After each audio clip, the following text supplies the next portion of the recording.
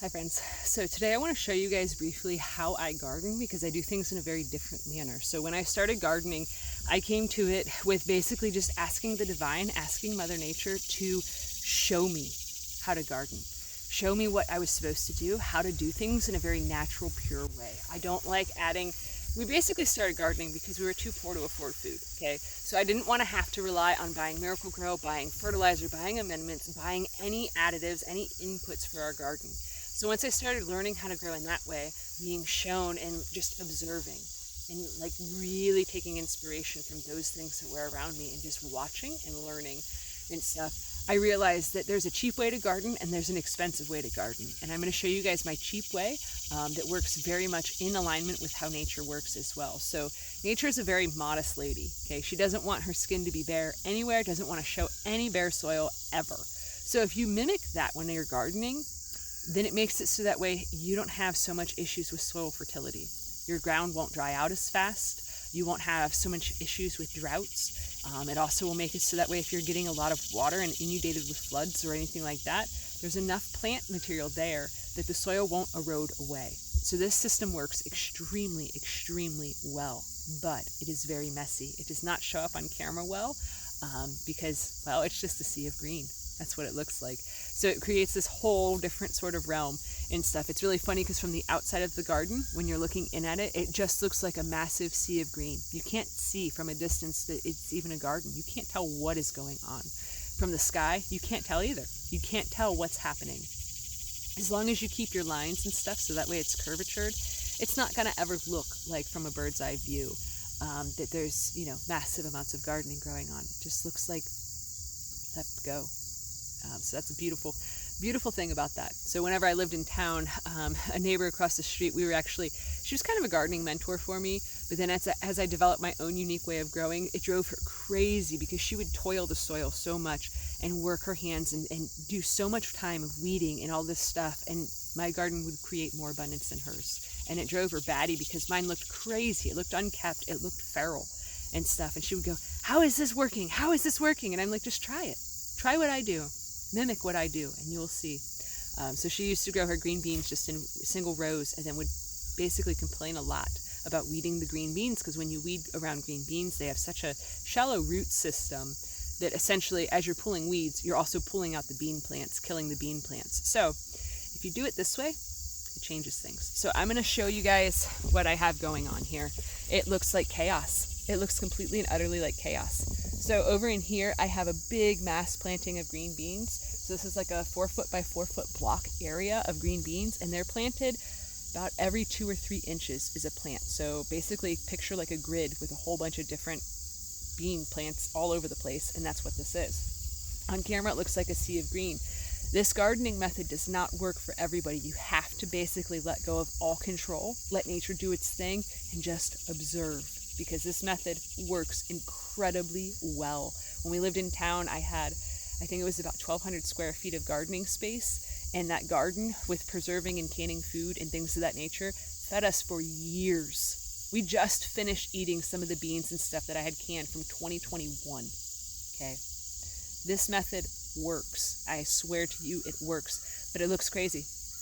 It looks bananas. But so when you plant like this, it makes it so that way as you go down, as you look down in here, it just looks like a web of chaos, okay? Have you guys ever been in the woods or anything like that, and you find a log or a stone and you flip it over and it's moist underneath of there? This gardening method will make it so that way it's preserving so much moisture in the soil. So in future years, I will be able to heavily mulch this garden in the fall time, you guys. In the fall time, this whole area is going to be heavily mulched with manure from the goats. But so I have a bed over here. This bed over here, it has cabbages in it. It has kale in it. It has carrot seeds in it. You guys can see how happy and healthy this kale is. So when you grow like this, you actually don't have very many pest pressures, because as you're growing chaotically, as you're growing things that are tall and things of this nature, you're creating a living ecosystem and basically the right environments for parasitic wasps, which are basically predators. They lay eggs inside of pest bugs and then they eat them from the inside out. It's pretty cool. It's pretty intense. And then it also will create living or habitat for praying mantises, which those are really good predator bugs. Lots of predator bugs need taller grass, need areas that they can then safely raise their young, lay eggs for the next year, things of that nature. So basically this method of growing in chaos creates so much perfect abundance and just basically follows nature's blueprint, nature's plan completely. Because then there's places for critters and stuff like that to overwinter. So it also invites snakes into the garden, which they will eat different predators, or they will eat different pests. The toads will do the same thing. So it works out really well. So I want to show you guys how I got this going so that way you guys can get a better picture of this. So over in here, I have a wall of bush beans that are planted. This is about a 1 foot wide block of green beans that are planted. Pretty much in every bed, I have beans planted. Beans are a nitrogen fixer, which a nitrogen fixer, essentially what it does is there's nitrogen that's in the air. Only certain plants can actually harvest it and put it down into the soil. Most plants, they can only harvest nitrogen if it's already in the soil. So the beans are basically like, hey, I got you other plants, like I'll protect you, I'll bring you food and stuff. I can grab this from the air, I can put it in the soil, then all of us can be happy and eat and live together. So the beans help support the peppers that I have over here, the okra over in here. It's not growing as tall as I had hoped for, but a lot of times okra will end up growing, 5-6 feet tall, sometimes taller, and it'll create a little bit of shade for peppers. Peppers don't like to be in full sun all the time. They like some, technically they're full sun, but a lot of times what's considered full sun is only 6 hours. Where we live at, they get about 12. Okay, so they're doing well. They're not struggling at all. They're not suffering at all. You guys can see that, I've got peppers coming on. Pepper's growing, pepper's doing well. So these are a poblano pepper. You guys can kind of see it. So these plants are pretty well loaded with peppers. So they're doing well. But normally I want the okra to grow up taller so that way it is able to create a little bit of dappled shade for the beans and then a little bit of dappled shade for the pepper plants. But, it's not a perfect world. So everything is growing really well.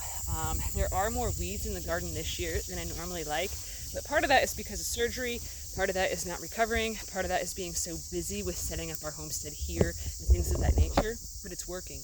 It's absolutely working. So this chaos garden, it works. It feeds us, feeds our animals, feeds the soil, feeds the bugs, feeds basically every part of this ecosystem together. So with some of the taller plants, I forgot to show you these.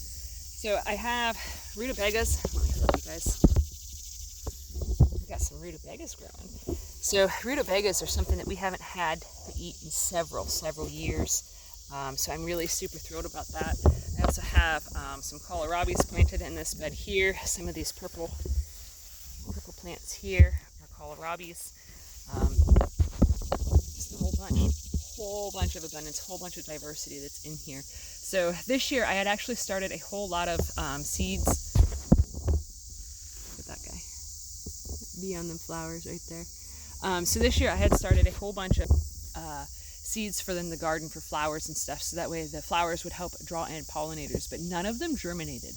A lot of seed that we have this year is actually quite old. It's seed that we saved from several years ago of different gardens that we had. A lot of stuff from 2021. The corn that we have planted back there, seed from 2021 from stuff that we grew ourselves. The sorghum that we have planted back even further, that's also seed from 2021 that we started and saved ourselves. So flower seeds evidently don't hold up for as long, but that's okay because there's all of these different weeds that have all these different little flowers on. I intentionally left a lot of them in the garden so then that way they would attract pollinators. Pollinators don't care if it's a vegetable plant that's flowering or if it's a fruit tree that's flowering. They don't care what is creating the flower. They just need the pollen. They just want to pollinate. That's all that they're going to do. It's just going to show up for it. As long as there's flowers, they'll show up. So it doesn't matter if it is a whole bunch of like random weeds that are flowering or anything of the sort like that. A flower is a flower. So I left a lot of stuff that gets flowers. I left a lot of it go to actually increase the pollination of the garden space. So our tomato area looks terrible. See, there's all the tomatoes I planted in here. They're pretty much all buried this year. I did not have a chance to get them staked up because of surgery and that sort of a thing. I did not have a chance to get them staked. So next year they'll be staked up. There'll be a better harvest and stuff like that. But they're still growing well. They're still producing. We are still getting a yield from them, but nowhere near as much as we would get like next year. Next year is going to be a much better tomato year for us. But so there's also how this row here is. There is bush beans, about a foot wide row of bush beans that goes down the whole way down to the corn. And then on the left side of that, uphill from that, there is a row of tomatoes. We have, I think, like 40 tomato plants, something like that, that are in this row here. Some of them are paste tomatoes, some of them are slicing tomatoes, some of them are cherry tomatoes, just kind of a mix of everything. So the tomatoes haven't done that great this year, but like I said, when things lay down, then it makes it so that way voles and other pest pressure can end up eating a lot of the tomatoes. Slugs get them, that sort of a thing. So we've been battling that a little bit, but next year it'll be a lot better. So I'm super excited for how the garden's growing, how things are producing, how things are coming along. I've got nice looking pole beans over in here. So they're doing their thing. Down further in the garden, I'll spin you guys so you can see. Down further in the garden over in there, we've got a whole bunch of different pumpkins and squashes that are growing. There's the sorghum, and there's the corn. So yeah, basically a massive amount of abundance that's just growing all over the place. But from a distance, you guys can see, this is what it would look like if you were walking around here at a distance. You can't hardly tell that there's even a garden there, which that's something that I really like. That brings me a lot of joy, because then it's like it's my own secret little place, my own secret little world that, like, it looks like just chaos. But in reality, we're hauling out hundreds of pounds of produce, and that just warms my heart. Warms my heart so much to know that something that could easily be overlooked like this is going to feed our family for a long time to come. So I'm going to actually cut this off here because I have peppers to harvest. I have beans to snap, get them ready to go in the canner, and tomatoes to harvest too to make some marinara sauce. So I'm pretty jazzed. I've got a lot to do today. So anyways, thanks for watching. Have a good one, guys.